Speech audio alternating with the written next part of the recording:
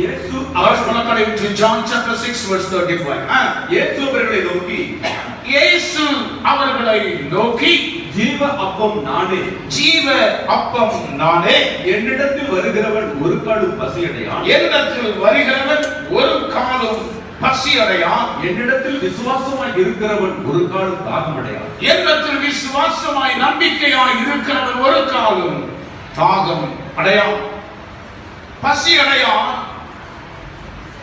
அவன் தாகமடையான். ஏனென்று சொன்னால் அவனத்தில் வருகிறவனை அவர் போஷிக்கிறபடியினால், அவர் பராமரிக்கிறபடியினால், அவர் ஆதரிக்கிறபடியினால் அவனுக்கு எந்த ஒரு குறைவும் இருப்பதில்லை, பசி எடுப்பதும் இல்லை, தாகம் அடைவதும் இல்லை. ஆமென். அவனுடைய வாழ்க்கையில் எதுவும் குறைவாய் இருக்காது, தேவையே ஏற்படாது. காரணம், பசி என்பது வந்தால் தான் பசி ஆற்றல் உணவு தேவை, தாகம் என்று ஒன்று இருந்தால் தான் தாகத்துக்கு தண்ணீர் தேவை. ஆனால் இரண்டும் இல்லாதபடி கர்த்தர் பார்த்துக் கொள்வார். ஹல்லேலூயா. ஜீவாத்மம் நானே, என்னிடத்தில் வருகிறவன் ஒரு காலும் அவன் பசி அடையான். ஆமென். அவனுக்கு தேவை என்பதே இருக்காது. காரணம், அவன் கேட்பதற்கு முன்பாகவே நான் அவனுடைய தேவைகளை நான் சந்திப்பேன். அவன் விரும்புகிறதற்கு முன்பதாக, அவன் நாவினால் அவனுடைய வாயிலிருந்து வார்த்தை பிறப்பதற்கு முன்பதாகவே அவனுக்கு இன்னது தேவை என்பதை நான் கொடுத்து விடுகிறபடியால் அவனுக்கு பசி எடுப்பதில்லை, அவனுக்கு தாகம் எடுப்பதும் இல்லை. அவனுக்கு தேவை என்பதே இல்லாது இருக்கும். அதுதான் இந்த வருஷத்தின் வாக்குத்தத்தம். 2016 ஆண்டு நாம் பசி அடைவதில்லை, தாகம் அடைவதில்லை, தேவைகளை எல்லாவற்றையும் சந்திக்கிற அவர் நமக்கு முன்பாக எப்பொழுதும் இருக்கிற போது நீங்கள் தான் கவலைப்பட வேண்டிய அவசியம் இல்லை. அவர் சொல்ல வாக்கியப்படி மாத்திரம் நாம் நடப்போமானா இந்த வருஷத்தில் நமக்கு எதுவுமே பற்றாக்குறை என்று இருக்கவே இருக்காது. ஹல்லேலூயா. பக்கத்தில் பார்த்து சொல்லுங்க, இந்த 2016 ஆண்டு கர்த்தர் சொன்ன வார்த்தையின்படி நீங்கள் நாம் செய்ய கவனமாக இருக்கிற போது நமக்கு பற்றாக்குறை என்பது, தேவை என்பது வருவதில்லை. காரணம், அவர் நம்மோடு கூட இருந்து சகலத்தையும் அவர் பார்த்துக் கொள்வார். கரங்களை தட்டி கர்த்தருக்கு நன்றி செலுத்துவோம். இதை கேட்கிற அன்பான தேவனுடைய பிள்ளையே,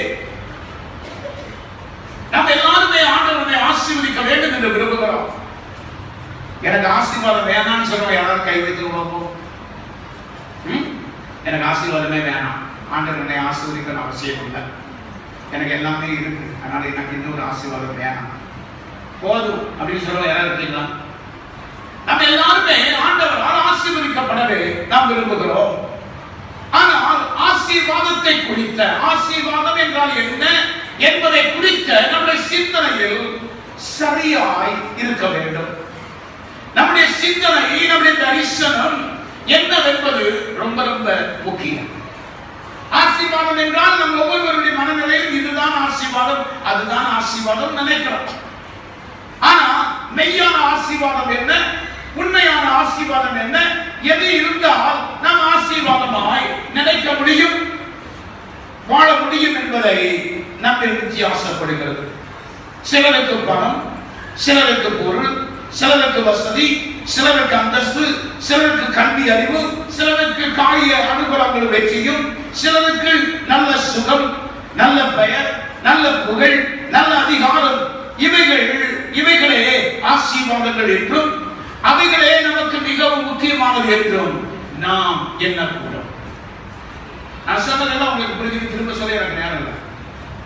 ஒவ்வொருடைய மனதிலும் ஆசீர்வாதம் என்றால் பணத்தை நினைக்கிறோம், பொருளை நினைக்கிறோம், அந்தஸ்து நினைக்கிறோம், சுகத்தை நினைக்கிறோம், ஆரோக்கியத்தை நினைக்கிறோம், வசதி வாய்ப்புகள், அந்தஸ்துகள், கல்வி அறிவுகள், வெற்றிகள், இவைகளையே ஆசீர்வாதம் என்று நாம் நினைக்கிறோம். ஆனால் நம்முடைய பார்வையாளர்கள் ஆசீர்வாதங்களாக இருந்தாலும் உண்மையில் வேதத்தின் வெளிச்சத்தில் பார்க்கும் பொழுது அவைகள் அல்ல உண்மையான ஆசீர்வாதம். இவை யாவற்றின் தேவன் நாம் ஆசீர்வாதம் என்று குறிப்பிடுகிற, எண்ணுகிற, சிந்திக்கிற அத்தனையுமே ஆண்டவர் நம்முடைய விருப்பப்படி கொடுத்து விடுகிறார் என்று வைத்துக் கொள்வோமே. அத்தனையும் கொடுக்கப்பட்டாலும் ஒரு நிறைவான மனநிலையை நாம் பெற்றுக்கொள்ள முடியாது. எல்லாம் இருக்கு, ஆனால் நிறைவு நமக்கு இருக்கா, திருப்தி இருக்காது. ஆண்டவர் என்னை ஆசீர்வதித்து விட்டார் என்ற அந்த மனநிலை நமக்குள் இருக்காது. எல்லாம் இருக்கும், இல்லாதது என்று எதுவுமே இருக்காது. ஆனால் எல்லாம் இருந்தும் மன நிறைவு நம்முடைய வாழ்க்கையில் இருக்கும். ஏனென்றால் நாம் அடைய வேண்டிய, பெற வேண்டிய மிகப்பெரிய ஆசீர்வாதம் பணம் அல்ல, பொருள் அல்ல, ஆஸ்தி அல்ல, அந்தஸ்து அல்ல, வீடு அல்ல, வாசல்கள் அல்ல. நாம் பெற வேண்டிய ஆசீர்வாதம் தேவ ஐக்கியம். தேவனோடு கூட இருப்பதுதான் நம்முடைய வாழ்க்கையின் மிகப்பெரிய ஆசீர்வாதம். எத்தனை பேர் ஆமென் சொல்ல முடியும்? ஆமென். ஆகவே நாம் பெற வேண்டிய ஆசீர்வாதம் அவருடைய தெய்வீக பிரசன்னம். முதலாவது நாம் தேடி அடைய வேண்டும் என்பதால் ஒரு ஆசீர்வாதம் என்றால் தேவ ஐக்கியமும் தேவ பிரசன்னமும் தேவ சமூகமுமே. அதனாலதான் மோசே யாத்திரையாகம புத்தகத்தில் சொல்கிறான், ஆண்டவரே உம்முடைய சமூகம் என்னோடு கூட செல்லாதிருக்கும் ஆனால் என்ன செய்ய வேண்டாம், இந்த இடத்துல எங்களை என்ன செய்ய, ஒரு அடிப்படை எடுத்துக் கொண்டு போக வேண்டாம். ஆமென். அவருடைய சமூகம் தான் நமக்கு உண்மையான ஆசீர்வாதம். அவர் நம்மோடு கூட இருப்பதுதான் நமக்கு ஆசீர்வாதம். ஆனால் அதை விட்டுட்டு நாம தேடுறதும் நாம் அடைய விரும்புகிறதும் பணம், பொருள், அதிகாரம், அந்தஸ்து, பெயர், புகழ், வீடு, வாசல், வசதிகள், இவைகளை ஏதோ ஆசீர்வாதமாய் நம் மனதில் வைத்துக் கொண்டிருக்கிறோம். தேவ பிரசன்னமும் தேவ ஐக்கியமும் நம்மால் முக்கியமாக எண்ணப்பட்டு ஆர்வமாக அதில் தேடப்படுமானால் அதுவே நமக்கு ஆசீர்வாதத்தை நிறைவாய் கொண்டு வரும். தேவனுடைய ஐக்கியத்தையும் பிரசன்னத்தையும் சமூகத்தையும் முக்கியமாக நம்முடைய பிரையாரிட்டி லிஸ்ட்ல முதல்ல வைத்து அதை நாம் தேடுவோம். அதை தேடும் பொழுது ஆசீர்வாதங்களை தேடி நாம போக வேண்டாம்.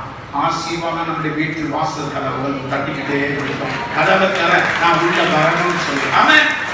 அதுதான் எனக்கு நடக்கிறது. எத்தனை வருஷத்தவங்களுக்கு அது நிகழ்கிறது. ஆசீர்வாதத்தை தேடி அல்ல, நாம் தேட வேண்டியது தேவ சமூகம், தேவ பிரசன்னம். தேவனை நாம் தேட வேண்டும், தேவனோடு ஒன்றித்திருக்க வேண்டும், தேவனோடு சஞ்சரிக்க வேண்டும் என்ற ஆசை, ஆர்வம் முதலாவது நமக்கு இருக்கும் பொழுது ஆண்டவர் ஆசீர்வாதங்களை தானாக நமக்கு கிடைக்கபடி அவர் செய்வார். அதனால்தான் மத்திய 6:33 முதலாவது தேவனுடைய ராஜ்யத்தையும் அவருடைய நீதியையும், அப்பொழுது எல்லாமே உனக்கு வேண்டிய என்ன வேணும், நீ ஆசீர்வாதம் நினைக்கிற அட்டவணை போட்டு வச்சு அத்தனையும் உனக்கு கூட கொடுக்கப்படும். கரங்களை தட்டி கர்த்தரை மகிமைப்படுத்துவோமாக. இந்த உலகத்தில் வாழ்ந்த சாலமோன் ராஜா தேவனிடமிருந்து சகல நன்மைகளையும் அவன் பெற்றிருந்தான். அவனிடத்தில் இல்லாதது என்று ஏதாவது உங்களால் சொல்ல முடியுமா? அவனுக்கு இது இல்லை. சாலமோன் ராஜா இருந்தான், சம்பிரமமாய் வாழ்ந்தான். ஆனால் அவன் வாழ்க்கையில இது இல்லைங்க அப்படின்னு சொல்லக்கூடிய ஏதாவது இருந்தான். எல்லா ஆசீர்வாதம், நம்ம ஆசீர்வாதம் நினைக்கிற லிஸ்ட்ல அத்தனையும் அவன் கிடைச்சது இருக்குது. நம்ம லிஸ்ட்ல ஆசீர்வாதம் நம்ம சிந்திக்கிறதால ஒன்று கூட அவன் இல்லாமல் இருக்கல, எல்லாமே அவனுக்கு இருந்தது. ஆனாலும் அவன் என்ன சொல்றான்? மாயை, மாயை, எல்லாம் மாயை. மனதுக்கு என்ன சொல்றான்? ஏன் அவனுக்கு இல்லாதது ஒண்ணுமே இல்லையா? அவன் ஒன்றும் கேட்கல, எந்த ராஜாக்கையும் கேட்கல. அவன் சொல்றான், என் பிள்ளைய கட்டிட்டு போ, உனக்கு எல்லா சொத்தும் உனக்கு தந்தது. தானா வீடு வந்து சேருது. அவன் அரண்மனை தேடி வந்திருக்கிறது. அவனுக்கு தேவையான அத்தனை ஆசை அவனை தேடி வந்தது. அவன் என்ன செய்யல? தேடி போகல.